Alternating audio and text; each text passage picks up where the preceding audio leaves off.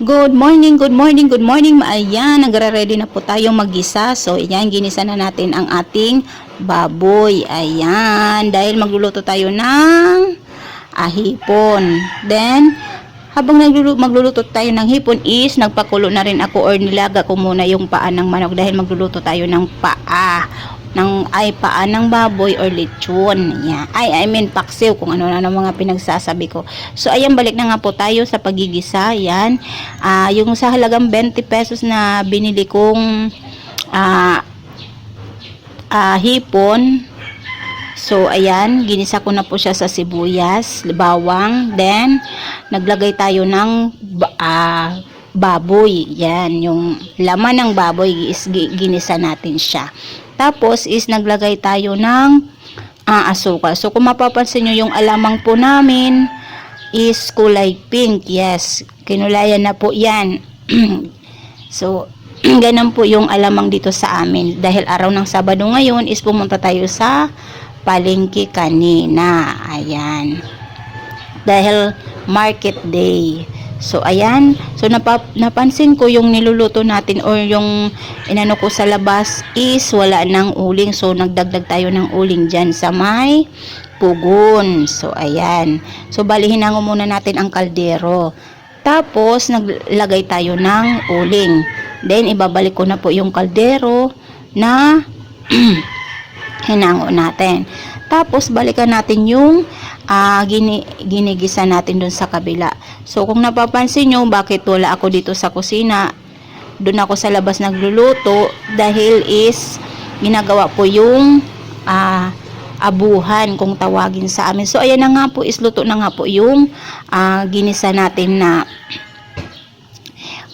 hipon. Is nilagay ko muna siya sa lagayan. Then hugasan ko naman yung kawali. So ayan, dahil yan po yung gagamitin natin sa pagpakso. So ayan, hinango ko na nga pala yung baboy ng paa.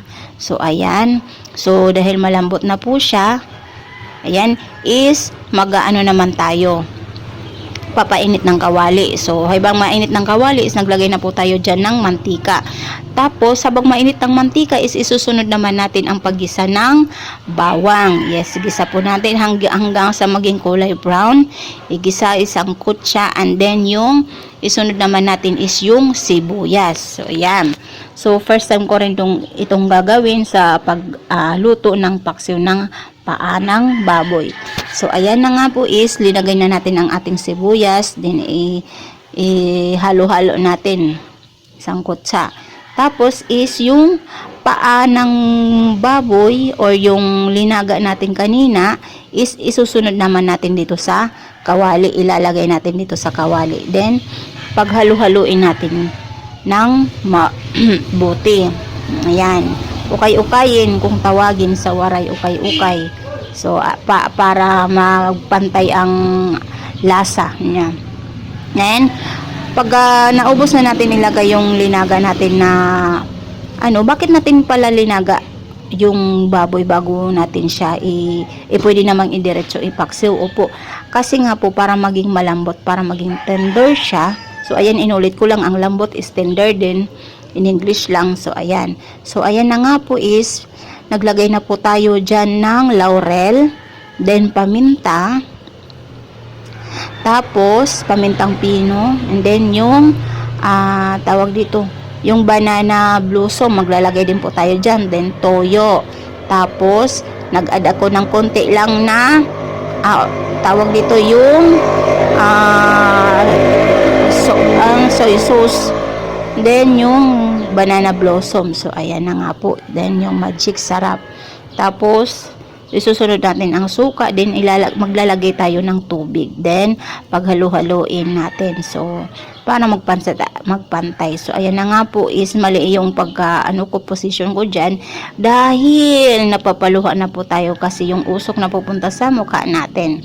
So ayan na nga po, is ang kagandahan naman po kasi pala dito kung bakit ito yung ginamit ko, dahil nga po is masarap siya pag magluto tayo gamit ang uling. So ayan. So halo-haloin natin ang ating linuluto para magpantay ang magnuot yung lasa niya, yung mga sangkap na nilagay natin. Then takpan na natin.